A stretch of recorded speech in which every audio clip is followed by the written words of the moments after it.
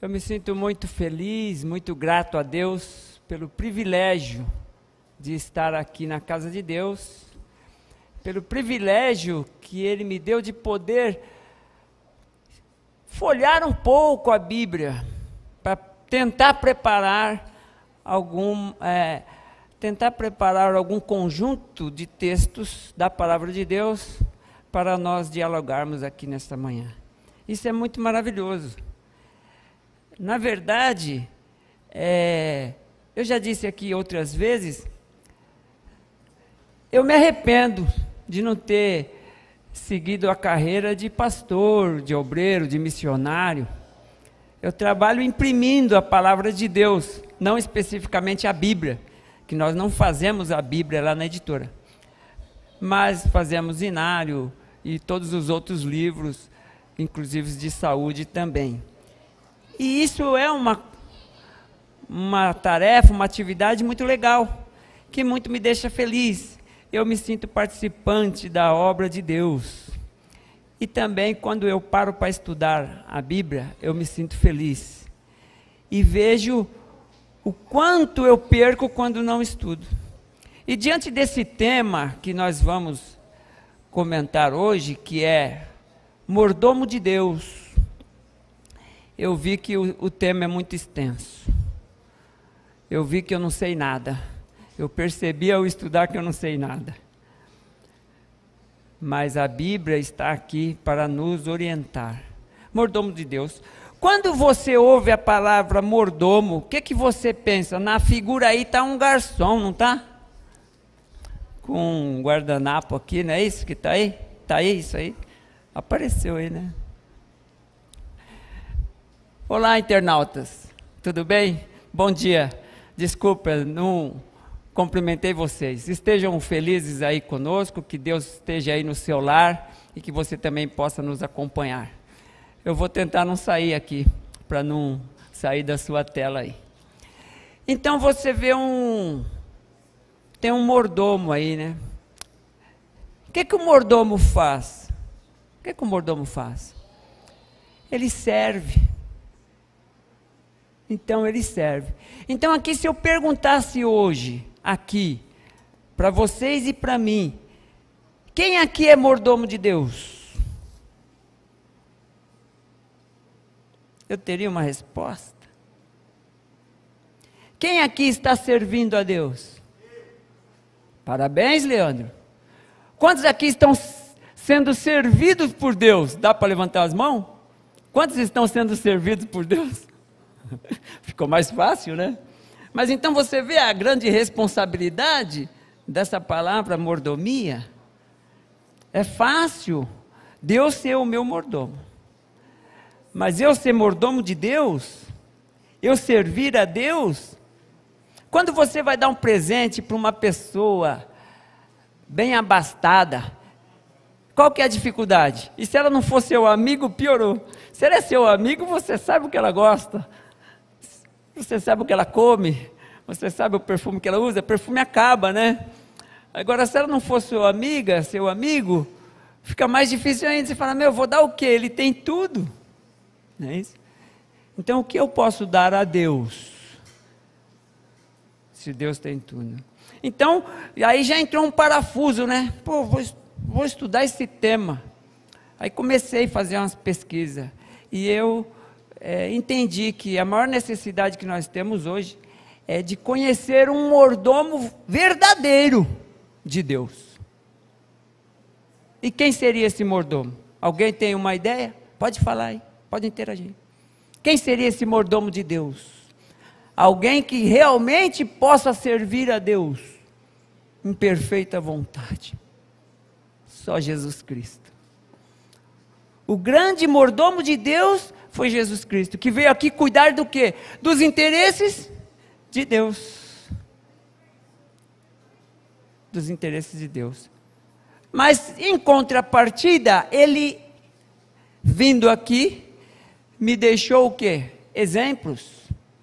E falou para mim o quê? Seja meus imitadores.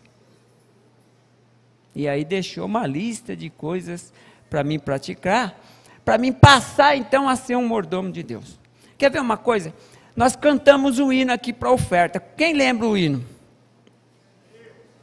Qual foi o hino, Leandro? A melhor dádiva, né? A melhor dádiva. Lá no hino, na letra, na poesia do hino, diz assim, ó. Tem uma pessoa que está lá no fundo, e ele vê cada um trazendo a sua oferta. Ó, vai mentalizando o hino, que fala isso assim, ó. E eis que tinha um lá, e via cada um, ninguém faltava a prenda. Todo mundo tinha uma prenda para dar, mas ele pôs a mão nos bolsos, e falou, poxa, eu não tenho nada. Aí ele falou assim, ele cabisbaixo, falou, Senhor, eu não tenho nada, mas o meu coração eu te dou. Aí, na sequência da poesia, fala assim, eu aceito a sua oferta, e entre todas as ofertas, a tua eu mais o quê? Amei. Nós acabamos de cantar, mas nem sempre nós o quê? Mentalizamos.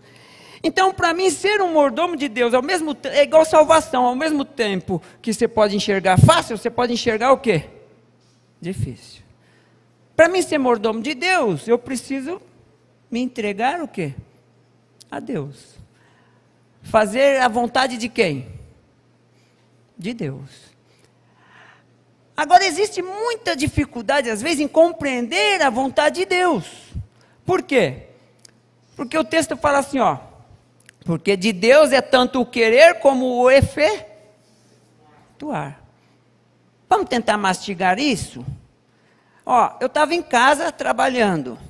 A Michele, minha filha, falou assim, ó, vamos correr comigo no morcegão? Eu queria correr? Não. Então essa vontade era de quem? Dela. Eu vou falar uma coisa aqui que não aconteceu, tá? Porque eu não fui. Mas vamos supor que ela me convidou, eu tive que deixar os meus afazeres e ir com ela correr. A vontade era de quem? Dela. E eu fui correr. Cheguei lá, eu corri. Eu queria correr? Não. Então eu realizei. Realizei a vontade de quem? Dela. Então, meus queridos, quando Deus fala, porque de Deus, quando a palavra de Deus fala, porque de Deus é tanto o querer como efetuar, não é que Ele vai empurrar de goela abaixo nas pessoas, não. É que as pessoas têm que fazer como Cristo, tem que se esvaziar de si mesmo, para aceitar a vontade de Deus, o querer de Deus, e agora o efetuar. Eu só ir lá, eu estou aceitando a vontade. Eu ir lá e correr, eu estou aceitando a vontade e o efetuar da Michele na minha vida. Então, quando eu aceito a vontade de Deus e as obras de Deus que Ele já preparou para mim, para que eu andasse nelas, porque, veja bem, nós não temos boas obras, concorda? As obras já estão preparadas para que nós andássemos nela. É como se fosse um tapete das boas obras e das más obras. Os tapetes têm dono. Então, quando nós fazemos boas obras, nós estamos glorificando a Deus e sendo o quê? Mordomos de Deus, fazendo a vontade de Deus. Infelizmente, eu não fui correr com a Michele, estou devendo. Mas quando eu for, eu vou estar fazendo o querer e o efetuar de quem? Dela. Então, não se confundam. Não se confundam, eu acho que nós estamos precisando, ó, veio a pandemia, tudo vai passando, nós colocamos as máscaras, mas nós não acordamos. Se vocês percebem isso, eu estou percebendo isso, eu não acordo, eu já fiz 48 anos, tenho 5 filhos, fiz 48 anos, daqui a pouco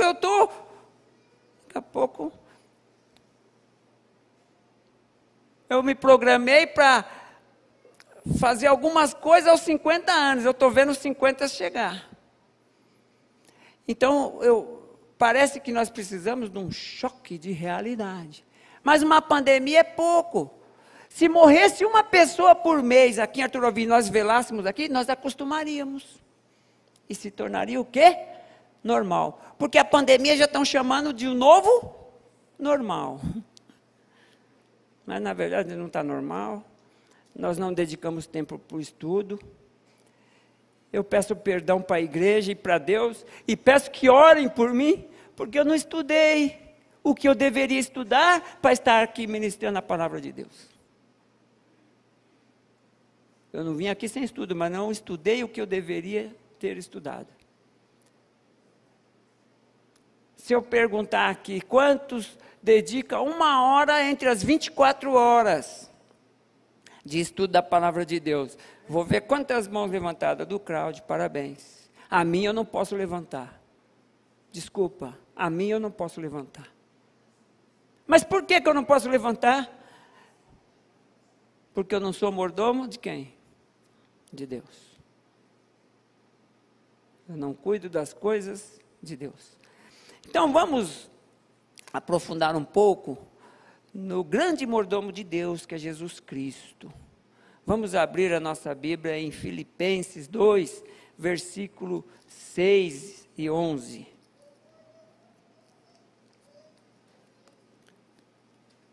O que está escrito aí, ó, em Filipenses 2, versículos 6 a 11?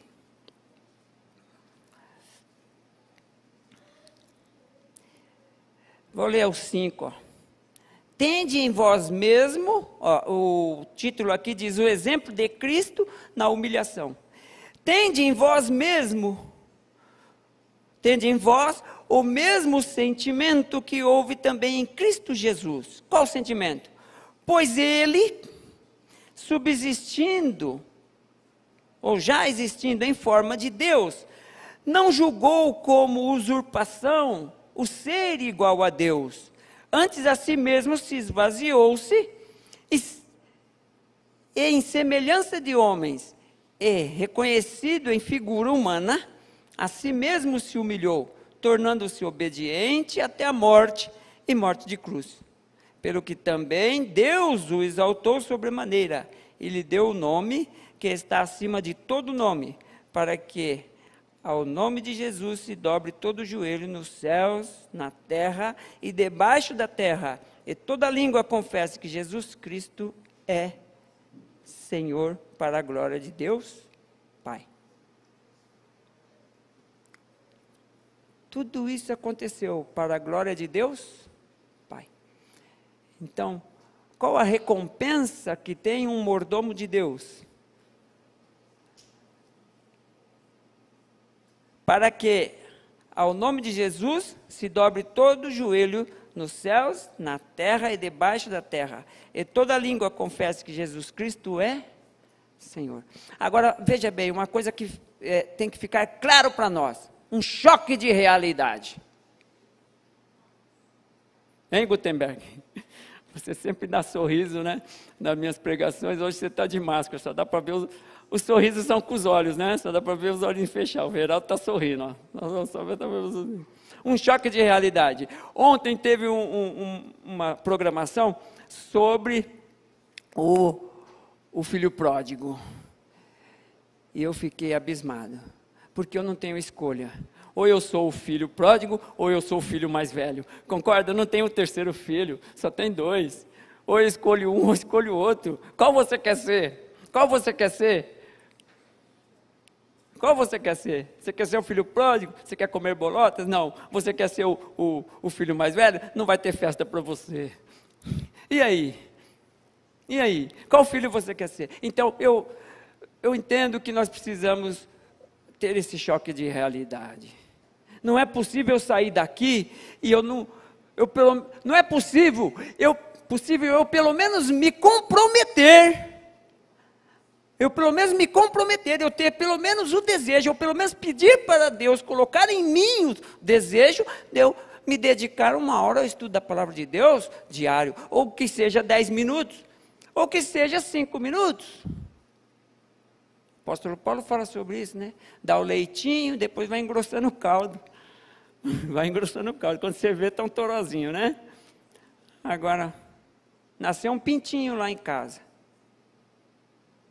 Ele fica 1, 2 dias sem comer. Porque o ninho é alto, está lá com a galinha. Nasceu, ficou 1, 2 dias sem comer ali. Porque os pássaros regurgitam, mas a galinha eu não vi isso. Sabe o que ele fez? Deu 2 dias, pegou perninha, ó, pulou lá para baixo. Foi se alimentar. Então, nós somos muito fracos para enfrentar os problemas. E jamais seremos mordomos de Deus se não conhecermos e não separarmos tempo para Deus. Não nos esvaziarmos. Outra coisa aqui, nesse texto mesmo. Vejam que são só 2 caminhos. São só 2 opções, você vai ter que escolher. Um lá no céu não era Deus e quis ser Deus. Já sabe de quem eu estou falando, né? Ele não era Deus e quis ser como Deus.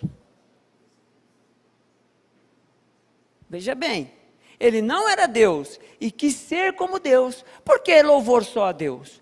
Por quê? Porque começou a colocar um monte de porquê. Já Deus, sendo Deus, não teve por usurpação ser igual a Deus, mas se esvaziou, tornou a forma humana. Então, esse é o nosso exemplo. Isso é o que nós precisamos fazer. Nos esvaziar. Do quê? Você trabalha demais? É do trabalho. Você não faz nada demais? É da ociosidade. Tem que se esvaziar da ociosidade. Você vê muita TV? Tem que se esvaziar. Você vê muito WhatsApp? Tem que se esvaziar. Seu trabalho é muito longe. Você tem que se decidir. Ou você vai ser mordomo de Deus, ou você não terá Deus como seu mordomo. Essa é a grande mensagem. Continuando, né, sobre Cristo, que é o nosso exemplo, ele veio aqui fazer o quê? A vontade de quem? De Deus. Em João 4,34 diz assim, ó, a minha comida e a minha bebida é fazer a vontade de meu Pai. Quando aconteceu aquele episódio com a mulher samaritana, aquele diálogo, sabe que a mulher samaritana empolgou a Cristo? Você aqui já pregou para alguma pessoa? O Licínio já deve ter pregado para... Sabe aquela pessoa que você começa a pregar e você se empolga porque você vê que ela está aceitando? A mulher samaritana empolgou a Cristo. Tanto que é que logo em seguida os discípulos falaram para ele, e aí, come alguma coisa. Ele estava tão ansioso com o trabalho que a mulher foi na cidade e estava trazendo outros para conhecer a Cristo, que ele falou, a minha comida e a minha bebida é fazer a vontade do meu Pai. Então, queridos, o que eu pude aprender, o que eu estou tentando passar, o que a Bíblia tenta passar para nós, é que nós temos que nos esvaziar para fazer a vontade de Deus. Em Mateus 6, versículo 9 a 10, o que fala lá? O Pai Nosso. E quando orares assim. Todos aqui conhecem o Pai Nosso, não conhecem? Quais são as palavras? Vamos falar? Pai Nosso que estás no... Santificado seja feita a tua vontade. Aonde? Aqui na terra como no céu. E qual é a vontade de Deus para mim? Lembra da Michele? É a minha vontade que eu vou fazer ou a vontade de Deus? Nós oramos. Se eu chamar aqui a Michele e o Pietro, eles já sabem orar o Pai Nosso. É capaz de eu enroscar e eles não. E eu aprendi a orar na idade deles. Mas eu estou colocando essa oração em prática. Eu estou demonstrando, fazendo, administrando. Porque mordomia nada mais é do que um administrador dos bens. Ele é um gestor. Eu estou fazendo uma gestão na minha vida de forma que seja feita a vontade de Deus, tanto aqui na terra como nos céus. Para Marli eu não posso olhar, ela vive comigo, né? Porque vocês me olham aqui de terno, tá maravilha, não dá? Mas o olhar da minha esposa, como que é para mim? Será que é o mesmo? E aí, Maria, me perdoa. Não é brincadeira. Um dia eu ouvi uma irmã falar, vocês falam de fulano, mas vocês não conhecem o todo dia de fulano, né? O todo dia do fulano. E nós temos defeitos, nós temos pecados, nós temos... mas nós podemos crescer em conhecimento e graça. Em João 6,38, Jesus Cristo diz assim, porque desci do céu, não para fazer a minha vontade, mas a vontade do meu Pai. Agora, vamos abrir aí no texto de Efésios, no versículo 5, 1 e 2, que vale a pena nós darmos uma olhada nesse texto aí, Efésios 5, 1 e 2. Abra sua Bíblia, você que está com o smartphone, não perde esse momento. Estamos falando de mordomia, administração, gestão, não perca esse momento, aproveita. Eu acabei de fazer um curso no Sebrae, sabe do que eles falam? 24 horas, ganho, lucro, ganho, otimização. Mas nada para Deus. Tudo para quem? Tudo para mim. Aí eu te pergunto, quem mais toma remédios antidepressivos? Quem mais toma remédios para dormir? São os pobres ou os ricos? Se fossem os pobres, não ia ter laboratório para fazer remédio, porque os pobres são muitos, ainda bem que os ricos são poucos. Mas por que eles tomam tanto? Porque o egoísmo não satisfaz. O egoísmo não satisfaz. A primeira lição que os discípulos tiveram que aprender com Cristo foi o quê? Quem arrisca? Quem arrisca? Qual foi a lição? Fala alguma coisa, quem arrisca? A primeira lição que os discípulos tiveram a aprender com Cristo, sabe qual foi? Está escrito lá, terceira, quarta página do Atos dos Apóstolos. Foi de ser feliz na felicidade do outro. É eu estar sentado, eu levantar para alguém sentar e ficar feliz. É eu ter dinheiro, eu dar dinheiro para alguém ficar com dinheiro e ficar feliz. É eu ter comida e dar para alguém comer e ficar feliz. Aliás, uma coisa que nós perdemos, né? Dia de sábado, na minha infância, era uma alegria. Sempre tinha muita gente em casa. Tem algumas casas peculiares aí que ainda junta as famílias. Mas em casa, era gregos e troianos. Casa de pastor. Uma delícia. Chegava todo mundo. E a comida acaba? Não acaba. Não acaba. Engraçado que minha mãe punha às vezes... meu pai tinha uma treta, né? Com feijão, né? Eles não gostavam muito do feijão, ácido úrico e tal, não sei, né? Aí, às vezes, tinha uma panelinha de feijão pequena. Minha mãe punha a panelinha na mesa. Eu olhava assim, queria criticar, né? Tinha 9 filhos em casa, mais as visitas. Aí ela punha a panelinha de feijão. Aí eu olhava assim, panelinha de feijão, aí não dá para 2 pessoas. Só que a panelinha de feijão sobrava, né? É lógico, eu posso ser ateu. Eu posso ser ateu. A minha mente me leva para onde eu quiser. Veja bem, gente, vamos prestar atenção numa coisa aqui. A mente de Lúcifer lá no céu era boa ou ruim? E levou ele para onde? Você tem noção do que a sua mente pode fazer com você? Presta atenção. Você tem noção do que a sua mente pode fazer com você? Então, cuida da sua mente, pensa coisas boas. Então, o Neemias ateu, olhava a panelinha e falava assim, lógico que sobrou. Era tão pouca que ninguém quis pegar. Esse era o meu pensamento. Pensamento o quê? De ateu.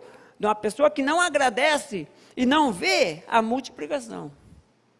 Porque Paulo fala que as coisas santas é puro para quem é puro, e é impuro para quem é impuro.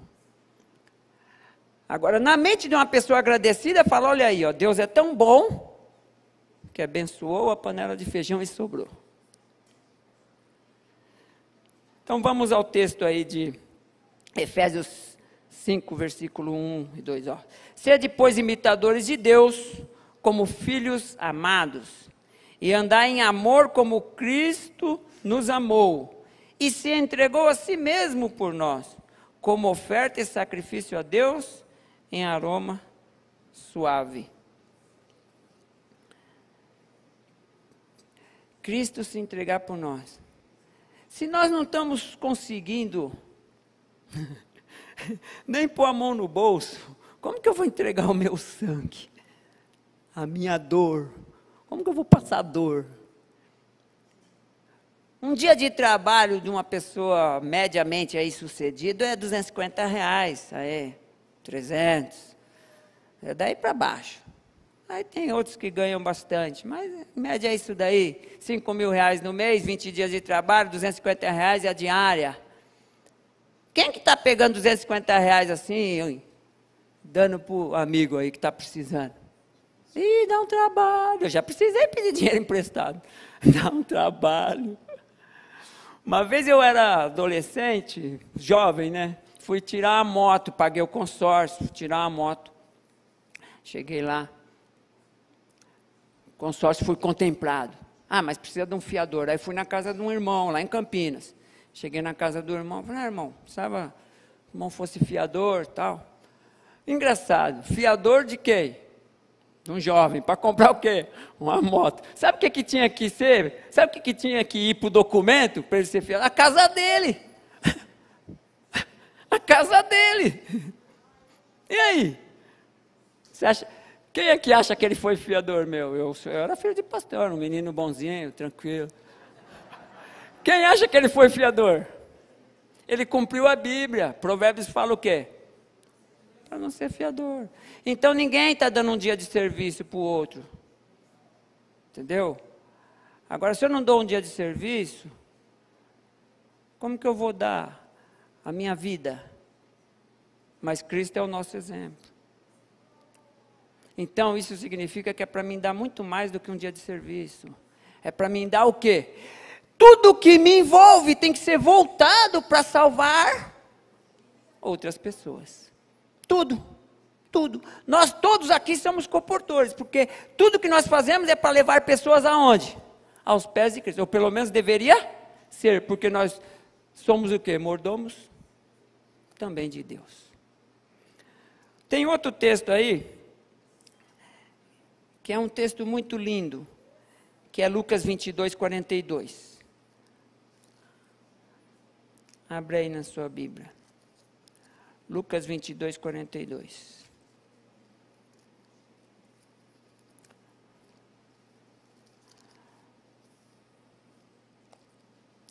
Diz assim, ó. É Jesus no Getsêmani, né? Eu vou ler do 39. E saindo, foi como de costume, presta bem atenção na leitura, no versículo 39 aí, de Lucas 22. E saindo, foi como de costume para o Monte das Oliveiras, e os discípulos os acompanharam. Chegando ao lugar escolhido, Jesus lhe disse, orai, para que não entreis em tentação. Ele, por sua vez, se afastou, a cerca de um tiro de pedra. Tiro de pedra até onde a pedra aguenta jogar, né? Como daqui no final da igreja, Cristo saiu assim. E de joelhos orava, dizendo, Pai, se queres, passa de mim este cálice. Contudo, não se faça a minha vontade, e sim a tua. Então, lhe apareceu um anjo do céu que o confortava. E estando em agonia, orava mais intensamente. E aconteceu que o seu suor se tornou como gotas de sangue caindo sobre a terra. Levantando-se da oração, foi ter com os discípulos e os achou dormindo de tristeza. Disse-lhes, por que estáis dormindo? Levantai-vos e orai, para que não entreis em tentação. Então, querido, se você tem vontade, ou se você não tem vontade, a solução é a oração. Orem por mim. Orem por mim. Eu estarei orando por vocês. Vamos orar um pelos outros. Vamos orar para Deus nos dar o desejo. Uma coisa que me impressiona, na esquina da minha rua, às vezes tem 10 jovens,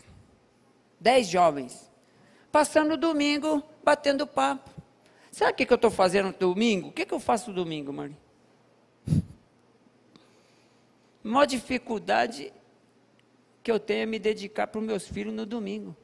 Eu estou sempre trabalhando, eu estou sempre querendo adiantar, sempre querendo me adiantar, sempre querendo fazer alguma coisa. E eu vejo aqueles 10 jovens lá. Chegou um dia que eu falei assim, ó, quem que é o forasteiro aqui nesse mundo? É eles ou eu? Acho que é eles. É porque eles estão passando a vida como se fosse para o céu. E talvez eles vão mesmo, quem sabe é Deus. Mas eu digo que eu sou forasteiro aqui e eu estou correndo a todo momento. Não estou fazendo apologia à preguiça, à vagabundice, à indolência. Não.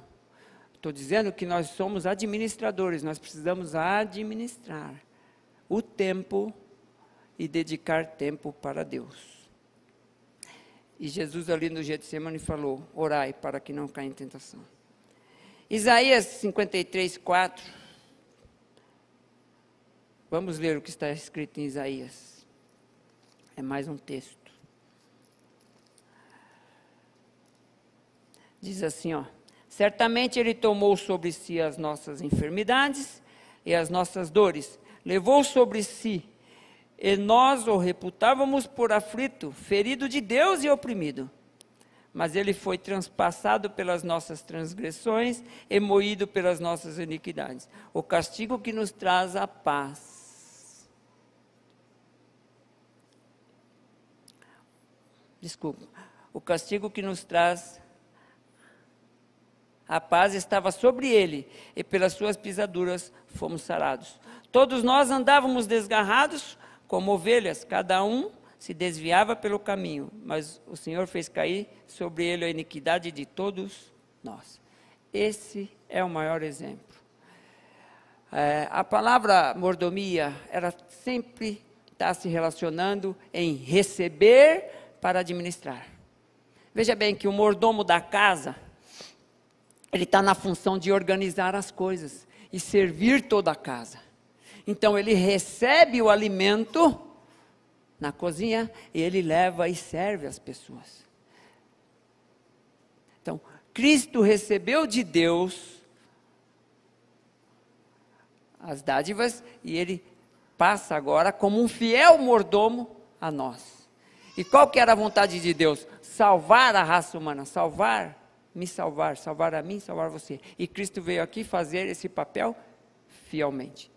Então, nós podemos ser mordomos de Deus. Mas nós temos Cristo como nosso exemplo. O fiel, infalível e perfeito mordomo de Deus. Agora, dá para falar de oferta? Ficou pequeno, né? A oferta ficou pequena, não ficou? O dinheiro ficou insignificante, não ficou? Perto de uma responsabilidade tão grande. Mas nunca se esqueça. Salomão falou, por tudo o dinheiro o quê? Responde. Nunca se esqueça. Por tudo o dinheiro responde.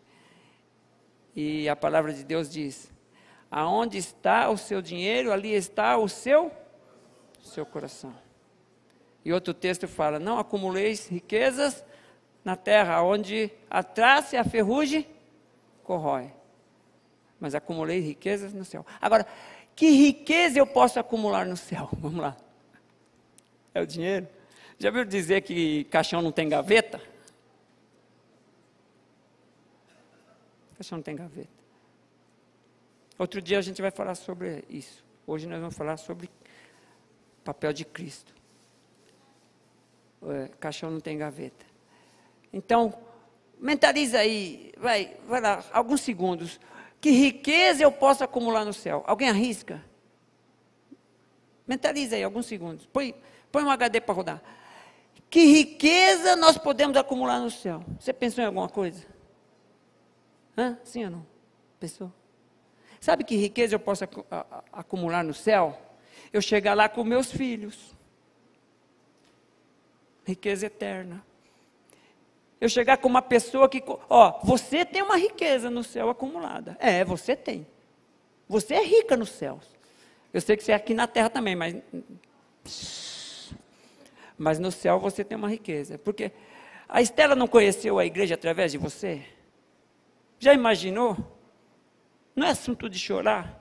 Sabe por que a gente não chora e não se comove? Porque nós estamos frios, nós estamos passados, nós estamos alienados, nós estamos fora dessa órbita. Mas a maior riqueza que eu posso acumular no céu é o benefício que eu posso levar às pessoas aqui nessa terra. E chegar lá no céu e ter pela eternidade essa alegria de ter sido participante da obra de Deus aqui na terra. Que Deus possa nos abençoar, possa abençoar eu a você. Vamos orar um pelos outros. Vamos tomar esse choque de realidade. Se nós entendermos essa parte, se nós entendermos realmente, fielmente essa parte, como que fala a parte? Buscai primeiro o reino dos céus, e as demais coisas vos serão acrescentadas. Nós não vamos precisar falar de oferta, de dízimo, não vamos precisar falar de primícias.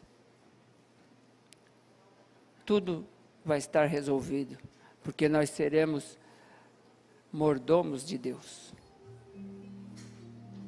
Podemos ainda falar algumas palavras. Mateus 6, versículo 9 a 10. Vamos aproveitar. O coral pode vir. O coral pode vir. Pode começar a se aproximar. Vamos ler em Mateus 6, 9 a 10. É o do Pai Nosso, nós já lemos. É o texto do Pai Nosso. Como diz lá? Vamos fazer uma nova reflexão? Pai Nosso que estás aonde?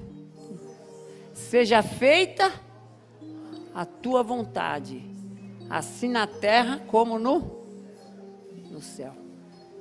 Que nós possamos mentalizar isso. Que nós possamos deixar que Cristo efetue em nós tanto o querer como o efetuar. Esse é meu desejo, a minha oração para todos nós nesta manhã. Amém?